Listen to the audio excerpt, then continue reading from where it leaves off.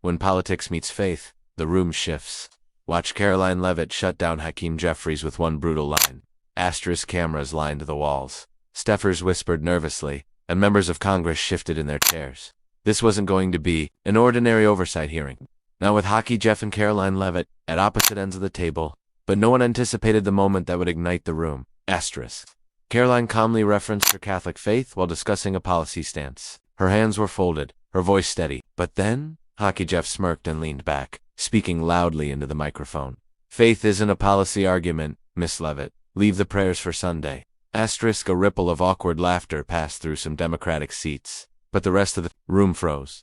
Caroline didn't flinch. She didn't even blink. She simply lifted her eyes from her notes in a controlled, deliberate motion that made every camera focus on her. Her posture straightened, and her jaw set. She didn't look offended. She looked ready. Asterisk. But this time, the room felt different. Even his allies seemed uncomfortable. Mocking her argument was one thing, but mocking her faith on record, that was something else. Asterisk. Caroline spoke, her voice calm, but carrying an undeniable edge. Leader Jeff, she said slowly, I reference my faith because it's part of why I fight for millions of Americans who feel unheard by leaders like you. If that makes you uncomfortable, that's your problem, not theirs. Asterisk. A few heads turned. Jeff raised an eyebrow, but, Caroline continued before he could interrupt. You laugh at my faith, yet you expect Americans to trust your moral compass. You tell me to save the prayers for Sunday, but millions of Americans pray every day in schools, in homes, in hospitals, in moments of fear and hope, and they deserve leaders who don't mock them for it. Asterisk. Even the staffers stopped typing. Caroline leaned forward slightly, locking eyes with Jeff. If you think faith has no place in public life, she said, then you don't understand the country you claim to lead.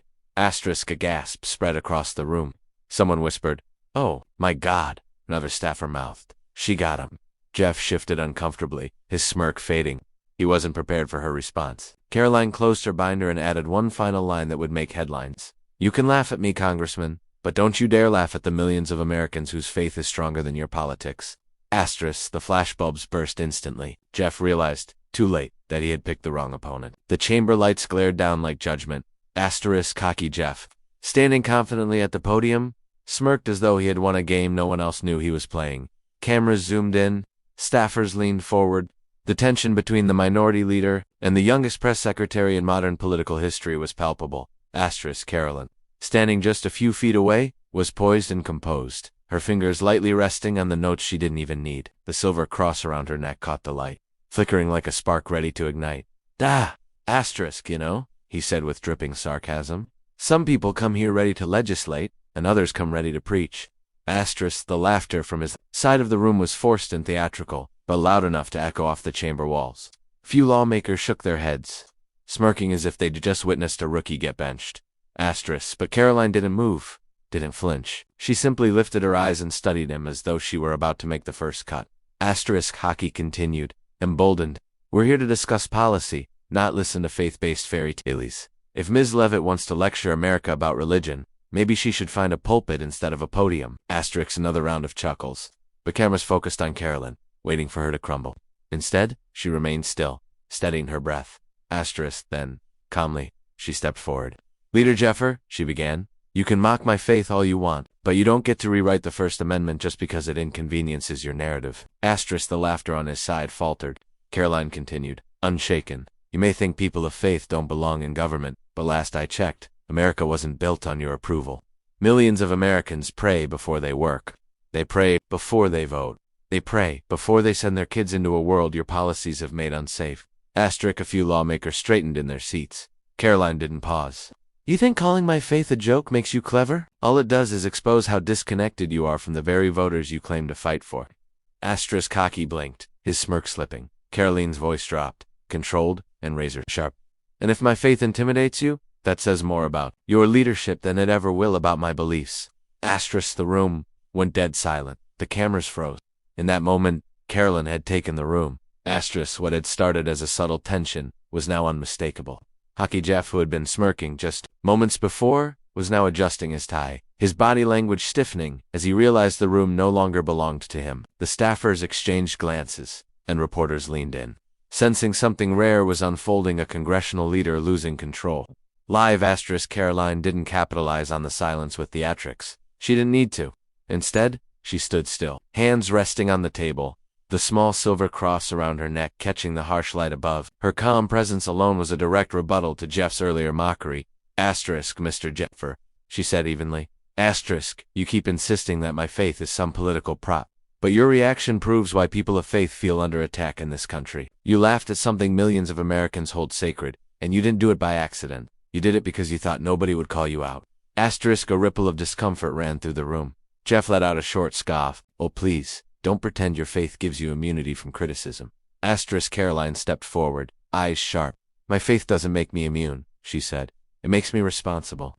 Responsible to speak honestly when leaders like you try to redefine morality and call it progress. Asterisk, the room stilled. Caroline wasn't grandstanding. She was cutting through him, speaking with purpose and force. You call me divisive because I believe right and wrong exist. You call me dangerous because I refuse to bow to the cultural trends your party worships. But you know what truly fuels division, Congressman? Mocking Americans for believing in something bigger than government. Asterisk, Hakeem's jaw tightened, but Caroline didn't give him the space to respond. You think mocking across makes you bold, she shot back. It just proves you don't understand the people you claim to represent. People who wake up every day, raise their kids, work hard, pray quietly, and ask for nothing but freedom to live what they believe, without being humiliated by elected officials who should know better. Asterisk, a staffer flinched. Reporters typed faster. Camera shutters clicked like rapid fire. Asterisk, Hockey leaned into the mic trying to reclaim ground. You're spinning this into some persecution fantasy. Asterisk, Caroline didn't flinch. No, she said calmly. I'm exposing the fantasy you live in. The fantasy that faith is outdated. The fantasy that people will stay silent while their values are mocked. You laughed at my faith to score political points, and now you're shocked that it backfired? Asterisk, a few gasps rose from the back of the room. Some committee members actually nodded. Asterisk, Caroline finished with a line that froze the room. Asterisk, you laughed at my faith to make me small. But all you did was reveal how small your leadership has become. Asterisk, the room erupted. Whispers, murmurs, and scattered applause. Bahaka sat frozen, his earlier confidence gone. Caroline hadn't just defended her faith, she'd exposed his weakness. And the entire room had witnessed it. Asterisk, the atmosphere had turned electric. Hakeem Jeff, smirking as if the country existed for his punchlines, was now on the defensive. Asterisk, maybe, he said loudly enough for the cameras to catch. If Caroline spent less time preaching and more time learning, she'd understand how democracy actually works. Asterisk, some chuckled, but the laugh was forced, nervous, as if they sensed the storm coming. Caroline didn't react right away. She simply placed her notes down, folded her hands, and let the silence stretch long enough to make every eye in the chamber lock onto her. Asterisk, then, she stood slew, controlled, calm. Hockey, she said, her voice echoing through the room. My faith isn't something you get to score cheap laughs with, and it's definitely not something you get to belittle to avoid answering real questions. Asterisk, the room froze. No whispers, no shuffling papers, just quiet.